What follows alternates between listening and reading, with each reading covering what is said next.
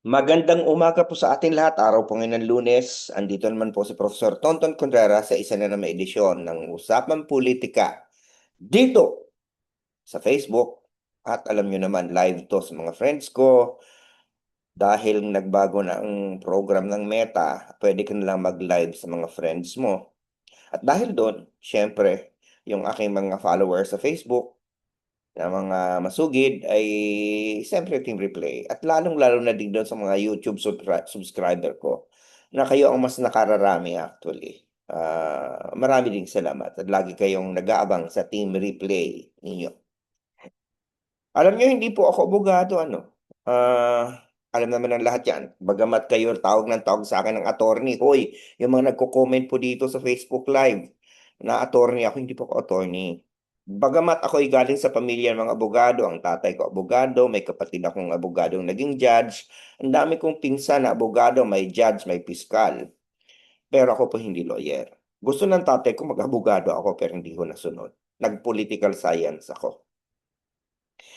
So hindi ako lawyer. Pero sa totoo lang, merong nangyari sa akin na talagang maraming abogado ang naghahangad pero hindi nila pa na-achieve. Yun yung tumayo sa harap ng Korte Suprema. Kasi kung tandaan ninyo, ako ay nagsampan noon ng reklamo pag-disqualify kay Grace Poe nung tumatakbo siya pagkapangulo. Nanalo kami sa COMELEC, kasama ko pa nga yan si Rowena Guanzon. Pero nag-apila si Grace po sa Korte Suprema. Kami naman ang nareklamo. So humarap ako sa Korte Suprema. I was given time to argue my case there. So kahit hindi po ako lawyer, ako po ay nakaharap na sa mga huwes sa Korte Suprema na hindi naman na maraming abogado ang kahit kailan hindi nangyayari sa buhay nila, 'di ba? So, di naman sa pagyayabang. Pero hindi ako lawyer, ha? Pero nagbabasa ako. Ako ay nag-aaral kasi ako po ay may PhD sa political science at ang area ng expertise ko nga po ay policy, kasama na po doon ang pag-interpret ng mga pulisiya at ang mga batas ay mga pulisiya yan. So binabasa po natin ang mga batas, binabasa po natin ang mga jurisprudence. Tayo po ay nag-research. Napakadali na pong mag-research ngayon dahil dati-dati pupunta ka sa library, bubuksan mo lahat yung mga libro na yan, inaamag na ang mga index card. Ngayon hindi na uso yan, online na. Andiyan na yung Google. At andiyan na rin ang ChatGPT na itanong mo na lang sa ChatGPT kung ano yung gusto mong malaman. Sumasagot na. Pero mag-iingat po kayo. Yung ChatGPT nag-ano yan. Yan po ay nag-hallucinate. Kaya huwag kayo masyadong maniniwala. Lalo na doon sa mga facts. Kailangan nyo pa rin balikan sa original source. Magandang guide ang AI. Pero yung iasa mo lahat sa AI, hindi maganda. Kailangan pa rin may touch. Kaya ako pa nagsusulat ako, andun pa rin yung touch. Ang ginagawa ko sa AI, pinapa-edit ko lang. I-edit mo yan. Minsan, mas magaling pa ang AI. Gusto nila, sasabihin sa akin, oh, itong sentence mong ito, baka kang hindi maganda pagkakagawa. Parang sabi ko, tsura nito. Sabi ko, i-check mo na nga spelling at ang grammar. Buwiset, di ba? Bakit ko sasabihin na ang aking pagkakagawa ng paragraph ko ay hindi maganda? Di ba? Para masyado daw wordy, masyadong verbose. Di ba? Pati yung pinapakailaman, mas matalino pa sa akin. Kasi ginagamit ko lang naman yung AI para, oh, tama ba? Hanapin mo, may mali ba akong grammar, spelling. Kaya kung napapansin nyo, ang aking mga pinupost, wala nang maling spelling. At saka ang grammar perfect na. Kasi pinapacheck ko yan sa AI. Pero ako pa rin gumawa niyan. Pag pinapakailaman ng JI, itong sentence na ito masyadong mahaba, putulin mo. Ay nako, wag. Yan ang style ko. Di ba? Ganon. Pwede, ikaw po naman ang ma-in charge eh. Kasi magsasuggest naman siya sa'yo kung ito yung mga, kung pwede ganito mo, eh no, may sasuggest siya ng sentence eh. Sabi ko, ngayon kung nakita ko, uy, mas maganda yata ito, okay. Pero, bihira. Anyway, ba't ba ako napunta dyan? Madali na kasi mag-research ngayon tungkol sa mga batas. Marami nang tanungin, tama ba to, mali ba to, ganon. At dati Google yan, i-Google mo yan. Ngayon, ang AI binibigay na sa iyo mismo yung resulta ng research nila. Lalo na kapag subscription ka. So doon sa mga nagsasabi na ang AI ay ano, ay hindi dapat ginagamit. Sa tingin ko, hindi naman totoo yun. Kapagkat marami ng artificial intelligence ang nangyari sa buhay natin, yung calculator na lang AI yan. Yung spell check, AI yan. At ako'y natatawa doon sa mga taong ayaw ng AI. Para malaman nila na gumamit ka ng AI, gagamitin ng AI para, nangyari, di ba? Ang mga AI detectors ngayon, hindi naman yan accurate eh. Wala na, hindi naman accurate yung mga yan. So, gagamit yung AI to check someone when they're using AI because you don't want them to use AI. Hindi ba yun ang problema? Anyway, hindi ho AI ang pag-uusapan natin sa ngayon, ha? Nabanggit ko lang. Ang ano ko kasi dito, hindi ako abogado, pero nakakabasa naman ako ng mga batas at madali namang hanapin. Kaya ako ay nagtataka dito sa mga ibang abogado na diehard Duterte supporter. Huwag na nating ngalanan kasi ba akong malibel. 'Di ba? Yung isa nag-argue na ang ano daw, ang kanila daw na pwede mo daw iserve ang warrant sa abogado. Di ako yung nagtanong-tanong, 'di ba? Ako yung nag-research. At ako yung narinig ko yung mga sinasabi ng mga ibang abogado di Campanilla. Kasi kahit naman ako hindi abogado, common sense naman yan. Arrest warrant nga yan eh. Arrest warrant yan. So therefore, doon mo yan sa mismong i-arrest ibibigay. Tama nga naman si Matibag eh. Si NBI Director Matibag. Di ba? Ano man sabi niya? Baka naman akala itong lawyer na to na DDS ay sabpina. Kasi ang sabpina pwede mong ibigay sa abogado. Pero yung arrest warrant, hindi. Kasi anong gagawin? O eto may arrest warrant sa kliyente mo, ikaw magsaserve. Ibibigay mo sa abogado. At yung abogado na mag-arresta doon sa tao, anong klase yun? Sasabihin nung ina-arrest niya, abogado kita, ba't mo ko i-arrest? Hindi ba? Parang kung saan-saan tuloy ako napapatingin ngayon, eh, parang nasa taas, nasa baba, nasa kaliwa. Parang yata hindi pwede yun, di ba? Di ba? Parang, oh my God. Eh, pag ganito nga naman abogado mo, eh, mangamba ka na. Puro lang yata press eh. Tapos hanggang sa ngayon, marami pa rin mga DDS, mga abogado. Ang kung ano-ano mga sinasabi. May mga nababasa ako ng mga hahaba ng mga post. Yung isa nagsabi na ang sabi daw sa saligang batas, Philippine court lang daw ang Philippine judge ang pwede mag-issue ng warrant. Tapos balikan mo sa konstitusyon, wala namang Philippine, kaya nakalagay lang judge. Di ba? Sinisingitan. Merong hanggang ngayon nag-argue itong ibang mga abogado na wala daw visa yung warrant kahit na TRO.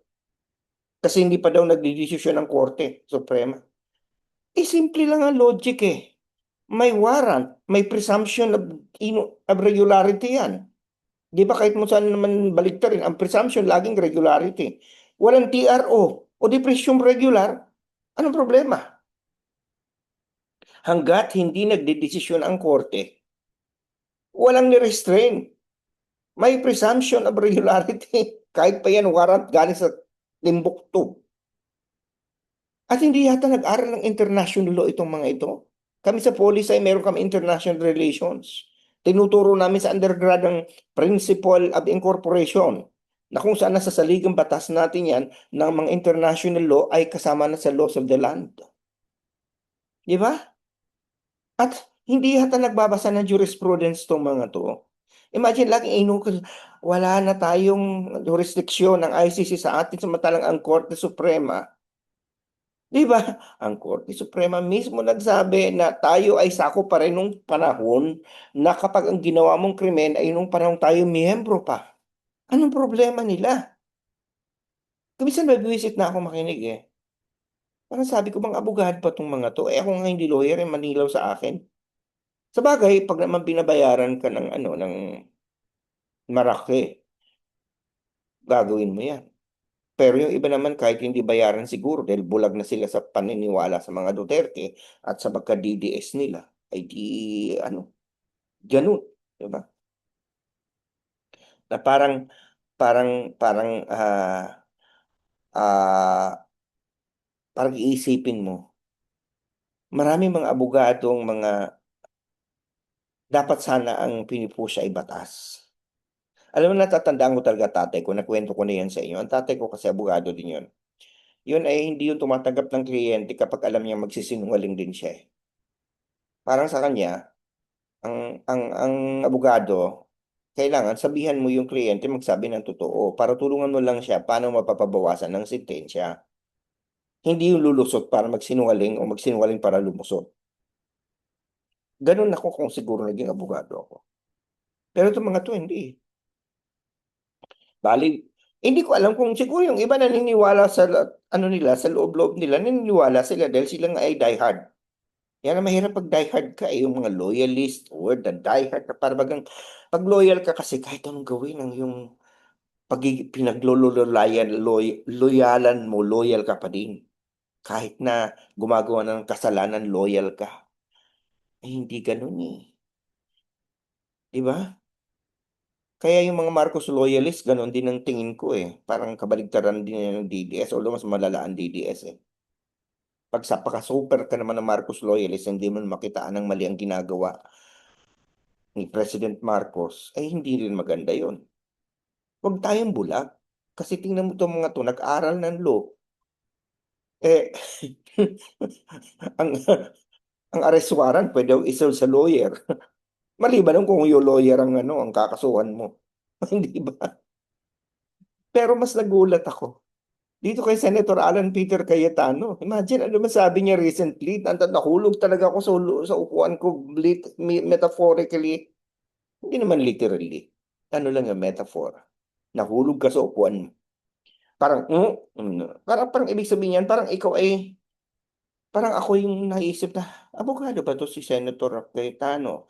Ang sabi ba naman niya ganito, ang ano daw, ang war on drugs ay human rights, ano, parang ano yung pagkakasabi niya, it's a pro-human rights thing. Teka, basahin ko nga, dahil baka ako nagkamali, ano, sa kanyang quote. Kailangan nating tingnan yung quote niya talaga. Kasi, sabi niya, ang campaign against drugs is a human rights campaign. It's a pro-life campaign dahil pumapatay ang drugs. Parang, okay. Saan galing na legal doctrine yun? Dahil pumapatay ang drugs, so ang war on drugs ay human rights campaign. Parang dahil nakamamatay ang pag-drive, di ba? Human rights campaign, yung bawalan mo na ang mga sasakyan. Hindi ba parang ganun? Oo, di ba? Dahil nakamamatay ang paglangoy sa dagat, i-outlaw mo ang dagat. Di ba? O di kasama na rin doon, Senador, ang ano eh, dahil nakamamatay ang mga flood, ang mga hindi maayos na mga flood control projects, ay di criminal na rin yung mga ano, yung mga senador na mga involved sa flood control scams. Ay sabagay criminal naman na talaga pala talaga sila, hindi ba? Pero hindi ko maintindihan bakit ganun ang logic nitong senador na ito. Samantalang malimit pa naman siya magsalita tungkol sa Diyos. Kaya nga po may human rights law precisely to ensure that you respect due process and rights. And it is not a human rights campaign when you kill without due process. And it is not even a human rights campaign when you kill because in the country right now, we don't have a death penalty. At hindi human rights campaign na lagi mo na lang gagawing rason na nanlaban samantalang ang tama ng bala ay sa ulo. Di ba? Hindi human rights campaign yung sasabihin mo na namatay sa heart attack, sa autopsy, pero may tama ng bala sa ulo. Senador, ano na nangyari sa'yo? Hindi ka ba kinikilabutan yan? Senator Alan Peter Cayetano, every time na binabanggit mong salita ng Diyos. Naman, Senador, Diyos ko naman, bakit naman ganyan tayo? Ba't parang akong tabingi? Anyway, ay nako, sabi ko sa'yo, nakakabobo talaga yung kapag ikaw ay masyadong loyal, masyadong diehard. Kasi yan yung ano eh, yan yung kahit may ginagawa ng masama yung pinagloloyalan mo, pinabagdadiehardan mo, ipagtatanggol mo. Kahit na balibaligtad mo, masira na yung logic mo. Marami akong kaibigan ganyan. Pero ano natutuwa ako kasi dito ngayon ako sa isang lugar na hindi sa Manila. Hindi ko nababanggitin kasi sabi ng mga anak ko, huwag mong sasabihin kung nasa ka mismo. O, sige, nasa Palawan ako ngayon pero ang laki-laki ng Palawan, di ba? Hindi ko alam kung nasaan ako, laki-laki. Hindi ko alam kung nasa El Nido ako, nasa Coron ako, nasa Puerto ako. Kaya kung gusto niyo akong habulin, hindi nyo alam kung nasaan ako. Ang laki ng Palawan, di ba? May trabaho ako dito ngayon. Anyway, kaya ako'y nag-live na maaga. Ah, yung may mga nakakausap ako na mga taga Mindanao ngayon, mga sa linya ng trabaho ko ngayon na ano, may nakausap akong taga Mindanao, mga taga Davao. Nag-iiwas nga ako kasi ayokong banggitin yung mga Duterte, pinag-uusapan ng politika kasi sabi nga ng asawa ko sa akin, huwag ka ba siya daldal, mamaya mo kausap po pala ay DDS. Hindi ba? So, ganun, maingat ako. Pero sila yung mismong nagtatanong sa akin, ano na nangyayari sa gobyerno. Kasi sila yung nauna nagsasabi na kami, ako taga Davao, pero hindi ko gusto si Duterte. Hindi ko gusto mga Duterte. At sabi niya, marami naman sir kami, tahimik lang, ayaw naman magsalita. Kasi doon kinukuyog. Kaya nga nung nakita ko one time, merong balita na nagpatawag ng rally sa Davao para kay Sara at saka kay Bato. Nakakaunti ang dumating, alas 3 na, wala pang masyadong tao. Yun, napagkwento nga namin, totoo daw yun. Talaga daw, may mga tao na nakikita na rin nila. Kasi hindi naman lahat ng tao pwede mong lukuhin. Itong ating mga ano, akala nila lahat ng tao ay bobo. Marami na rin daw na mga taga Mindanao tahimik lang, ayaw lang nila magsalita. Unti-unti na nilang nakakita ang liwanag. Ay, salamat. Mabuti naman kung sakali. Sana totoo. Dahil talagang, alam mo ano may ang pagiging diehard at pagiging loyalist ay parang sa tingin ko mental health condition yan eh. Dapat yan nagpapa-therapy. Kasi ikaw, pag binubugbog ka ng tao, tapos meron, mahal na mahal mo pa rin. Di ba? May problema ka. Parang bulag ka na. Ganun din itong pagiging diehard at loyalist eh. Yung bagang ibibigay mo lahat. Nag-aaral ka ng abogasiya. O nag-aaral ka ng pagka-doktor, medisina. Pero suportado mo extrajudicial killing. Samantalang ang pagiging abogado, pagiging doktor, dapat ipagtanggol mo lahat ng buhay. Hindi ba? Marami akong kilalang ganyan, mga medicine, doktor. Yung isa, in-unfriend ko pa. Kasi hindi ko naman malaman kung bakit ang galit niya talaga grabe na nasusuporta niya extrajudicial killing. Di ba? Parang, oh my God, you're supposed to be a doctor. Hippocratic oath. Di ba? Meron naman mga guro, mga profesor. UP pa ang iba. Nalilimutan ng katwiran. Binabaligtad. Parang sasabihin, ikaw ang galing ko lang magsalita, samantalang galing din naman ako dyan. Ako din sumuporta ko. Oo nga, sumuporta nga kay Duterte, pero tingnan mo ngayon. Ibig sabihin yan, naliwanagan ako. Hindi naman masamang aminin na nagkamali ka eh. Di ba? Yun ang pinagkaiba natin. Hindi ako loyalista. Hindi ako diehard. Nasa tama lang ako. Tapos may mga abogado, ito nga pinag-uusapan na, mga abogado pinag-aralan ng batas, pero pilit na pinitwist ang batas. Di ba? Maintindihan ko pa pag binabayaran ka ng milyon, katulad ni Kaufman. Pero yung mga taong wala namang bayad, hindi man bayaran, pero ang utak nila para talagang na-twist na. Meron ko mga kilala, ang babait naman ng mga tao, mga kaibigan ko. Pero grabe, ang pagka-DDS, nalulungkot ako. For some reason, I want to find why. Hindi ba sila happy sa childhood nila? Meron ba silang angst? May galit ba sila sa mundo? Ano ba? Bakit hindi natin pwede magamit ang ating mga utak? Nag-aral kayo ng abogasiya doon sa mga lawyer na binabanggit ko. Gamitin nyo naman ng tama. Lalo na pag sa State University ka nag-aaral, ginastos kayo ng taxpayer. Ayusin ninyo. O sige, sana nakapagturo ko sa inyong kaisipan, plus kayong mga puso at napabago ko mga panahon sa buhay, lalo-lalo sa usapang politikal, kahit konti lang. Dahil sabi sa akin ng Lasal, teach mind, touch heart, and transform lives. At sana nakapagsilbi ako sa bayan dahil sabi sa akin ng UP, serve the people. Lunes ngayon, sa Miyerkules, ay ulit kita ulit sa isa sa namang edisyon ng Usapang Politika, maging kayo man ay live o team replay. Sige, ingat-ingat tayo. Lagi yung sinasabi, ang UP naming mahal, Animal Lasal. Ingat po tayo lagi. Bye for now. Keep healthy.